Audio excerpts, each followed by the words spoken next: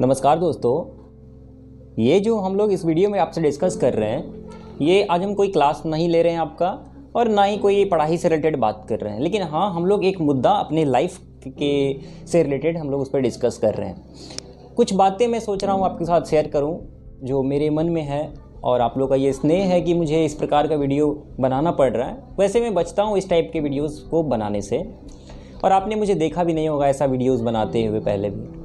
तो खैर मुद्दा क्या है, देखो हम में से जितने भी अभी लोग जुड़े हुए हैं हमारे साथ, हम लोग सब जुड़े हुए हैं एक प्लेटफॉर्म पे। बहुत सारे लोग ऐसे हैं जिन्होंने अपना 10th अभी क्लियर किया है, पास आउट हुए हैं, या हो सकता है कुछ लोग ऐसे भी जुड़े हैं जो अपना 12th क्लास पास आउट किए हैं।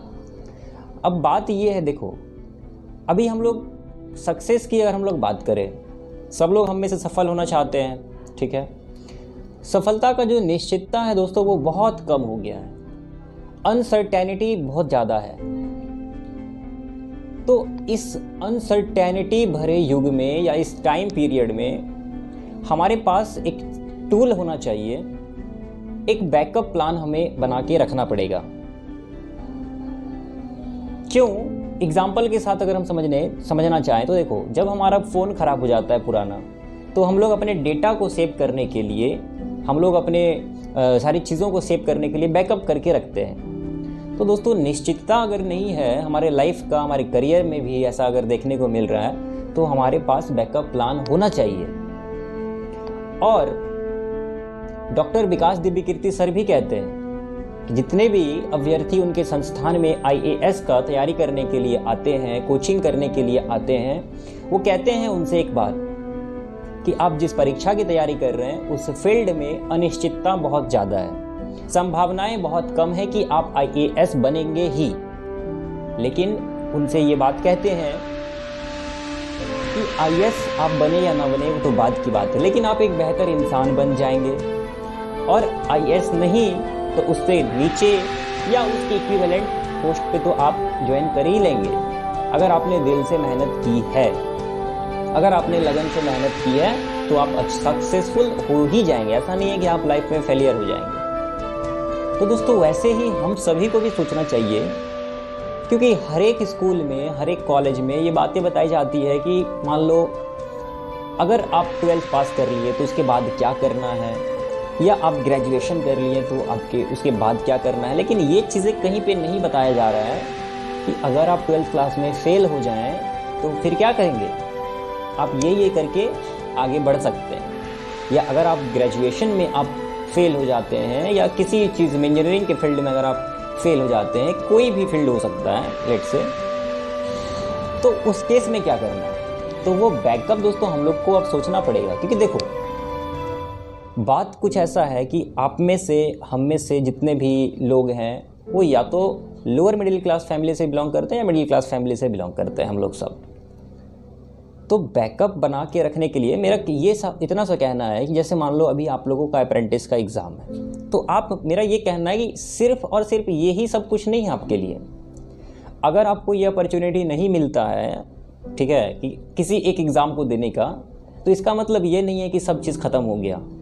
आपके पास और भी बहुत सारा अपॉर्चुनिटी है, आप उसके लिए जा सकते हैं। जैसे एक छोटा सा एग्जाम्पल हम आपके साथ शेयर करना चाहते हैं। जैसे देखो 2022 में अभी बहुत सारे स्टूडेंट लोग क्या किए होंगे कि डिप्लोमा का भी एग्ज़ाम दिए होंगे, ठीक है, जो गवर्नमेंट कॉलेजेस के लिए होता है, ठीक है, या PPP मोड वाले जो कॉलेजेस है उसके लिए होता है एडमिशन प्रोसेस, तो एंट्रेंस एग्ज़ाम दिए हैं।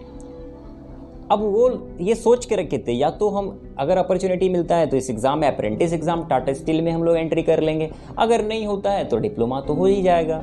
बात समझ रहे हैं? तो ये एक स्मार्ट वर्क हुआ, ये एक स्मार्ट तरीका है। अगर आपको अपॉर्चुनिटी नहीं मिल रहा है तो आप दूसरा तो बैकअप के तौर पे बना रहे हैं ना जी। तो यही हम आप लोगों के साथ कुछ बताना चाह रहे थे कि आप लोगों को एक बैकअप बना के रखना चाहिए। सिर्फ एक के पीछे ही पागल रह जाइएगा तो फिर दिक्कत हो जाएगा आगे। और सही इन्फॉर्मेशन के अभाव में भी बहुत चीज़ें होती है जो हम लोग गड़बड़ कर लेते हैं। जैसे बहुत सारे लोगों को तो ये नहीं पता होता है कि 10th के बाद कौन कौन से वो एग्ज़ाम दे सकते हैं। SSC नाम का भी कुछ चीज़ होता है, या डिफेंस लाइन में भी बहुत सारा अपॉर्चुनिटी भी आपको मिलता है। 12th के बाद भी नंबर ऑफ पोस्ट्स के लिए आप जा सकते हैं डिफरेंट सेक्टर्स में, चाहे वो गवर्नमेंट सेक्टर हो, चाहे वो PSU हो। बहुत सारे जगह पे फ्रेशर्स को भी आजकल तो मौका दिया जा रहा है। तो प्रॉपर गाइडेंस की अभाव भी है, हम कह सकते हैं कहीं ना कहीं, और आप लोगों को भी सोचना पड़ेगा। मैं एक इंटरव्यू देख रहा था, पटना के DSP है सर पंकज कुमार, उन्होंने क्या कहा कि जिसके बाप का 20,000 से ऊपर महीने का सैलरी नहीं है, 20,000 से ज़्यादा का फ़ोन आप अफोर्ड नहीं कर सकते हैं, आप चना के साथ गुड़ मिला के खाने वाले लोग हैं, ड्राई फ्रूट उसमें आप नहीं मिला के खा सकते हैं, अनलिमिटेड डेटा आपके पास, आप उसका यूज़ नहीं कर पाते हैं, लेकिन आप अभी क्या कर रहे हैं, खेल कर रहे हैं, आप गर्लफ्रेंड के चक्कर में पड़ रहे हैं या आप दूसरे फील्ड में डिस्ट्रैक्ट हो रहे हैं। तो ये सब आप लोगों को भी थोड़ा सा समझना पड़ेगा, ठीक है। और सीरियस हो जाओ, जितना जल्दी सीरियस हो जाओगे उतना जल्दी आप आगे बढ़ जाओगे, ये बात याद रखना। क्योंकि ऐसा भी कहा जाता है, शराबी, जुआरी और गरीब, ये 3 लोगों के जो बच्चे होते हैं वो ज़्यादातर सफल हो जाते हैं, क्योंकि इनको ज़्यादा देखने वाला कोई नहीं होता है और ये समझ जाते हैं कि हमें कोई देखने वाला नहीं है, हम जो करेंगे वो स्वयं करेंगे। तो इस तरह से आपको थोड़ा सा सीरियस हो जाना है, क्योंकि अभी से अगर आप सीरियस है तो आप अन्य लोगों की तुलना में जल्दी सक्सेसफुल होंगे। मेरा बस इतना सा आप लोगों को बताना था कि एक चीज़ पे आप लोग निर्भर मत रहो, बहुत सारी अपॉर्चुनिटी है, आप लोग जीवन में रिसर्च करो। अभी तो आपका लाइफ स्टार्ट भी नहीं हुआ है ढंग से, अभी तो आप शुरू करेंगे, ठीक है। अब ऐसा नहीं है कि एक एग्ज़ाम नहीं दे रहे हैं, अब पागल बने हुए हैं उसी के चक्कर में, तो ये बहुत गलत हो जाएगा फिर। चलिए इतना ही रखते हैं बातों को। अगर आप सहमत रखते हैं तो वो भी बताइएगा, अगर आप मेरी बातों से सहमति नहीं रखते हैं तो वही बताइएगा। आपका बहुत बहुत धन्यवाद इस वीडियो को देखने के लिए।